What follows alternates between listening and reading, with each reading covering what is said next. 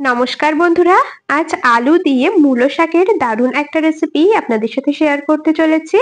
অনেকেই আছে যারা মূলো শাক খেতে একেবারে পছন্দ করেন না বা আগে কখনো মূলো শাক রান্না করে খাননি। কথা দিলাম, মূলো শাক যদি একবার এইভাবে রান্না করে খান তাহলে মূলো কিনে আনলে শাকটা ফেলে দেবেন না, শাক সবার আগে রান্না করবেন। আর যারা মূলো শাক খেতে পছন্দ করে না তারাও আঙুল চেটে পুটে ভাত খাবে মূলো শাকের এই রেসিপি দিয়ে। তাহলে চলুন বন্ধুরা, রেসিপিটা এবার শুরু করা যাক। এখানে আমি 500 গ্রাম শাক সমেত মূলো কিনে নিয়ে এসেছি। তার থেকে শাকটাকে কেটে নিয়েছি। মূলোটা যেহেতু আজ রান্না করব না, শুধু শাকের রেসিপিটাই আপনাদের সাথে শেয়ার করব। মূলো শাকটাকে পরিষ্কার করে বেছে ধুয়ে নিয়েছি। এরপর দেখুন একটু কুচিয়ে কেটে নিচ্ছি। তবে একেবারে ঝিরিঝিরি করে কোচাবার দরকার নেই, যতটা সম্ভব ছোট ছোট করে কুচিয়ে নেওয়া যায় কুচিয়ে নেবেন। আর মূলো শাকের যে ডাঁটিগুলো রয়েছে, মানে শক্ত যে ডাঁটিগুলো, এগুলোকে কিন্তু আমি ফেলে দেব। দেখুন ঠিক এইরকম ভাবে যে ডাঁটার অংশটা রয়েছে এটাকে ফেলে দিচ্ছি। আর একদম সুন্দর করে কুচিয়ে নিয়ে তারপর আপনাদেরকে দেখাচ্ছি। বন্ধুরা, আমি কাজটা করতে থাকি আর আপনারা অবশ্যই আমাকে এই সময়টা কমেন্টসে জানিয়ে যাবেন আপনারা কে কোন জায়গা থেকে আমার আজকের এই রেসিপিটা দেখছেন, তবেই না আপনাদের কমেন্টসে ধন্যবাদ জানাতে পারবো। এদিকে দেখুন মূলো শাকগুলোকে সুন্দর করে কুচিয়ে কেটে নিয়েছি। আর এরপর একটা পাত্রে তুলে নিচ্ছি। শাকগুলোকে কিন্তু আগে থেকেই পরিষ্কার করে আমি বেছে ধুয়ে নিয়েছি কাটার আগে। তো একটা পাত্রে তুলে নিয়েছি, তার মধ্যে হাফ চামচের মতো লবণ দিয়ে খুব ভালো করে চটকে শাকটাকে নরম করে নেব। মূলো শাকের মধ্যে একটু গন্ধ আছে, তো এইভাবে লবণ দিয়ে চটকে জল ঝরিয়ে নিলে কি হবে, মূলো শাকের যে গন্ধটা সেটা একদমই চলে যাবে। লবণ দিয়ে শাকটাকে চটকে নেওয়াতে দেখুন শাক অনেকটা পরিমাণে কমে গেছে, শাক থেকে বেশ খানিকটা জল বেরিয়েছে। এখন যতটা সম্ভব হাত দিয়ে জল ঝরিয়ে নেওয়া যায়, জল এরকম চেপে চেপে ঝরিয়ে নিয়ে তারপরে শাকটাকে আলাদা করে নিচ্ছি। আর দেখতেই পাচ্ছেন বেশ অনেকটা পরিমাণে কিন্তু মূলো শাকের থেকে জল বেরিয়েছে। এখন এই মূলো শাকের যে জলটা বেরিয়েছে এটাকে ফেলে দেব। আর শাকগুলোকে দেখুন সুন্দর করে চটকে জল ঝরিয়ে নিয়েছি। শাকের পাত্রটাকে সাইডে সরিয়ে রাখবো। আর বন্ধুরা, আপনাদের কাছে একটা রিকোয়েস্ট, আপনারা কিন্তু ভিডিওটা স্কিপ করে দেখবেন না। স্কিপ করলে বুঝতে পারবেন না আমি কোন পদ্ধতিতে আর কি কি ব্যবহার করে আজকের এই রেসিপিটা তৈরি করলাম। তো এদিকে মূলো শাকের পাত্রটাকে সাইডে সরিয়ে রেখেছি। শাকে ব্যবহার করব একটা মিডিয়াম সাইজের আলু। আলুর খোসাটা ছাড়িয়ে নিচ্ছি। আমার শাকের পরিমাণ অনুযায়ী এই মিডিয়াম সাইজের আলুতেই রান্নাটা হয়ে যাবে। আর যদি আপনারা শাকের পরিমাণ বাড়িয়ে নেন সেক্ষেত্রে কিন্তু আলুটা একটু বাড়িয়ে দিতে পারেন। আলুর খোসা ছাড়িয়ে নিয়ে পরিষ্কার করে ধুয়ে নিয়েছি আর এখন একদম ছোট ছোট টুকরো করে কেটে নেব। বন্ধুরা, আপনারা কারা কারা ঠিক এইরকম ভাবে আলু দিয়ে মূলো শাক রান্না করে খান অবশ্যই কিন্তু আমাকে কমেন্টসে জানিয়ে যাবেন। আর যারা আগে কখনো মূলো শাক রান্না করে খাননি একবার এইভাবে বানিয়ে দেখতে পারেন, খেতে দুর্দান্ত লাগে। এদিকে আলুগুলোকেও ছোট ছোট টুকরো করে কেটে নিয়েছি, একটা পাত্রে তুলে রাখলাম। আলুর পাত্রটাকে সাইডে সরিয়ে রেখেছি। ওভেনে বসিয়ে দিয়েছি কড়াই। কড়াইটাকে গরম করে নিয়ে সামান্য পরিমাণে দিয়ে দিলাম সর্ষের তেল। তেলটাও বেশ ভালো করে গরম করে নিয়েছি। কেটে রাখা আলুর টুকরোগুলোকে এখন তেলের মধ্যে দিয়ে দেব। অল্প পরিমাণে নুন হলুদ দিয়ে আলুটাকে বেশ ভালো করে ভেজে নেব। আলু যাতে ভাজতে ভাজতেই পুরোপুরি সেদ্ধ হয়ে যায় সেই রকম ভাবেই ভেজে নিতে হবে। আর যেহেতু আলুটা বেশ ছোট ছোট করে কাটা রয়েছে, ভাজতে আর সেদ্ধ হতে খুব একটা বেশি সময় লাগবে না। এইরকম ভাবে মোটামুটি 3 থেকে 4 মিনিটের মতো গ্যাসের ফ্লেম কখনো হাইতে কখনো মিডিয়ামে দিয়ে খুব সুন্দর করে ভেজে নিয়েছি। দেখুন আলুটা কিন্তু খুব ভালো মতো করে সেদ্ধ হয়ে গেছে, বেশ সুন্দর করে ভাজা হয়েছে। এখন যতটা সম্ভব তেল ঝরিয়ে একটা পাত্রে তুলে নেব। ভেজে নেওয়া আলুগুলোকে একটা বাটির মধ্যে তুলে রেখেছি।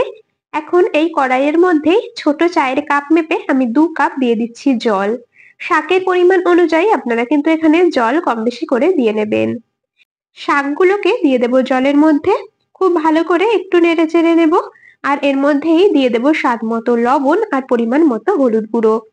শাক চটকে নেওয়ার সময় যেহেতু কিছুটা নুনের ব্যবহার করা হয়েছে সেই কথা মাথায় রেখে এখানে আমি লবণের পরিমাণটা একটু কম দিয়েছি।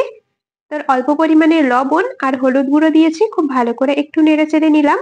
এখন এর মধ্যে ঝালের জন্য দিয়ে দিলাম 4টে চেরা কাঁচা লঙ্কা।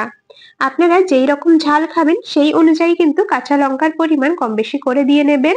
ঢাকা দিয়ে খানিকক্ষণ সেদ্ধ করে নেব যাতে জলটাও শুকিয়ে আসে আর শাকগুলো পুরোপুরি সেদ্ধ হয়ে যায়। মিডিয়াম ফ্লেমে বেশ খানিকক্ষণ রান্না করে নিয়েছি। দেখুন জলটা কিন্তু বেশ সুন্দর টেনে এসেছে আর শাকগুলো পুরোপুরি সেদ্ধ হয়ে গেছে। এখন এর মধ্যে দিয়ে দেব ভেজে রাখা আলুগুলোকে। আলু যেহেতু আগে থেকেই খুব ভালো করে ভেজে নেওয়া আছে, ভাজতে ভাজতেই আলু পুরোপুরি প্রায় সেদ্ধ হয়ে গেছে। তো সব শেষেই আলু দিয়েছি, আলু দিয়ে খুব ভালো করে নেড়েচেড়ে মিশিয়ে নিলাম। এখন আর বেশি সময় রান্না করব না, খুব ভালো করে একটু মিশিয়ে নিয়েছি আর এখন কিন্তু শাকটা একটা পাত্রে নামিয়ে নেব। রান্না করে নেওয়া শাক একটা পাত্রে নামিয়ে নিয়েছি। তবে বন্ধুরা, রান্নাটা কিন্তু এখনো পুরোপুরি শেষ হয়নি। শাকের পাত্রটাকে এখন সাইডে সরিয়ে রাখবো। এখানে দেখুন নিয়ে নিয়েছি একটা এরকম মিডিয়াম সাইজের পেঁয়াজ। পেঁয়াজটাকে সুন্দর করে কুচিয়ে কেটে নেব। আপনারা যদি শাকের পরিমাণ বাড়িয়ে নেন তাহলে কিন্তু পেঁয়াজের পরিমাণটাও বাড়িয়ে দেবেন। আমি যতটা পরিমাণের শাক আজকে রান্না করছি তাতে আমার এরকম একটা মিডিয়াম সাইজের পেঁয়াজেই হয়ে যাবে। পেঁয়াজটা কুচিয়ে নিয়েছি আর এখানে দেখুন নিয়ে নিয়েছি 6 থেকে 7 কোয়া মতো রসুন। রসুনের কোয়াগুলোকে ছাড়িয়ে নিয়েছি আর এখন এটাকে থেতো করে নিতে হবে। আমি একটা সাঁড়াশির এরকম মাথা দিয়ে একটু চেপে চেপে থেতো করে নিচ্ছি। আপনারা চাইলে হামানদিস্তা বা শিলনোড়াতেও হালকা করে থেতো করে নিতে পারেন। তবে শাক রান্নাতে রসুন বাটা ব্যবহার করবেন না, হয় এইভাবে থেতো করে নেবেন, না হলে রসুন কুচিও ব্যবহার করতে পারেন। তবে আমার মনে হয় এই শাকের রেসিপিতে রসুনটা থেতো করে দিলেই ফ্লেভারটা বেশি ভালো আসে। এদিকে রসুনগুলোকে থেতো করে নিয়েছি, পেঁয়াজ কুচিয়ে নিয়েছি, সাইডে সরিয়ে রেখে দিলাম। ওভেনে কড়াইটা ধুয়ে বসিয়ে দিয়ে কড়াইটাকে খুব ভালো করে গরম করে নিয়ে তাতে আবারও পরিমাণ মতো দিয়ে দিলাম সর্ষের তেল। তেল খুব ভালো করে গরম করে নিয়ে ফোড়নে দিয়ে দিলাম অল্প পরিমাণে কালো সর্ষে আর অর্ধেকটা শুকনো লঙ্কা সুন্দর ফ্লেভারের জন্য। ফোড়নটা খুব ভালো করে ভেজে নিয়েছি, থেতো করে নেওয়া রসুনগুলোকে এখন এর মধ্যে দিয়ে দেব। তবে বন্ধুরা, রসুন দিয়ে কিন্তু খুব বেশি লাল করে ভাজবো না, তাহলে রসুনের যে সুন্দর ফ্লেভারটা সেটা নষ্ট হয়ে যাবে। গ্যাসের ফ্লেমটাকে লোতে রেখেছি, একদম হালকা করে রসুনটা একটু নেড়েচেড়ে নিয়ে কুচিয়ে নেওয়া পেঁয়াজটা দিয়ে দিলাম। পেঁয়াজ দিয়েও খুব ভালো করে একটু ভাজা ভাজা করে নেব, তবে খুব বেশি লাল করে ভাজবো না, পেঁয়াজ একটু নরম হয়ে আসা পর্যন্ত, পেঁয়াজের গায়ে হালকা গোল্ডেন ব্রাউন কালার আসা পর্যন্ত ভেজে নেব। পেঁয়াজটা সুন্দর নরম হয়ে গেছে, পেঁয়াজ রসুন খুব ভালো করে ভেজে নিয়েছি, এখন এর মধ্যে শাকটা দিয়ে দিতে হবে। শাকগুলোকে দিয়ে দিয়েছি, আবারও খুব ভালো করে নেড়েচেড়ে সমস্ত কিছু একসাথে মিশিয়ে নিতে হবে। এইরকম ভাবে শাকটা একটু ভাজা ভাজা হওয়া পর্যন্ত রান্না করে নেব। শাক যেহেতু আগেই ভালো মতো করে সেদ্ধ করা আছে, আলুগুলোও ভাজতে ভাজতে খুব ভালো মতো করে সেদ্ধ করে নিয়েছি। তো সেদ্ধ হওয়ার আর কোনো ব্যাপার নেই, বেশ একটু ভাজা ভাজা হয়ে আসলেই নামিয়ে নেব। তো এদিকে আমি শাকটা বেশ খানিকক্ষণ একটু নাড়াচাড়া করে ভেজে নিয়েছি, গ্যাসের ফ্লেম মিডিয়াম টু লোতে রেখে। আমার মনে হচ্ছে লবণ একটু কম হয়েছে, সামান্য একটু লবণ দিয়ে দিলাম। আর যেহেতু শাক রান্না করছি, সামান্য কয়েক দানার মতো দিয়েছি চিনি টেস্ট ব্যালেন্সের জন্য।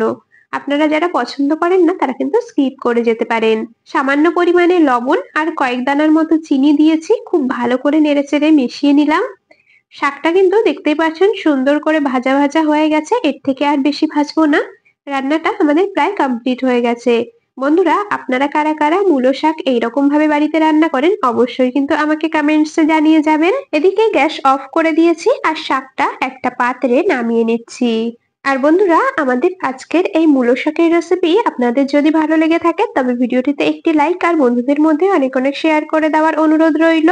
আর রেসিপিটা যদি আপনারা ইউটিউব চ্যানেল থেকে দেখে থাকেন অবশ্যই চ্যানেলটি সাবস্ক্রাইব করে রাখবেন, আর যদি ফেসবুক পেজ থেকে দেখে থাকেন পেজটিকে ফলো করে রাখবেন এরকম আরো দারুণ দারুণ রেসিপির আপডেট সবার আগে পাওয়ার জন্য। তাহলে আজ এখানেই শেষ করছি, আবার দেখা হবে পরবর্তী কোনো রেসিপির সাথে। ততক্ষণ সকলে ভালো থাকবেন, সুস্থ থাকবেন।